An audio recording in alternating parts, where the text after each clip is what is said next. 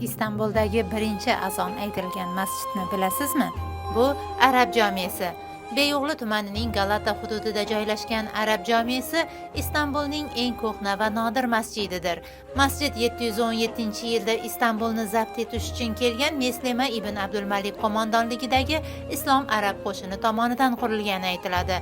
Bir yil davomida Vizantiyani quruqlikdan va dengizdan qamal qilgan armiya Konstantinopolni ololmadi, lekin imperator Leon bilan kelishuvga ko'ra bosib olingan Galata hududida masjid quriladi.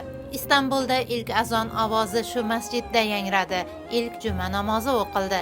7 yil davomida bu masjidda ibodat qilgan arab qo'shinlari Damashqqa yo'l olgach, ruhoniylar fursatdan foydalanib bu joyni cherkovga aylantiradilar va unga San Paolo cherkovi nomi beriladi.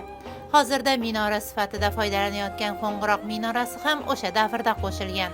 1453-yilda Usmoniylar sultoni Fatih Mehmet tomonidan Istanbul zabt etilgach, mihrob va minbar qo'shilib yana masjidga aylantirilgan. Ispaniyadan kelgan Andalusiya arablarining bir qismi Galata atrofida joylashganida u Arab masjidi deb atala boshlagan.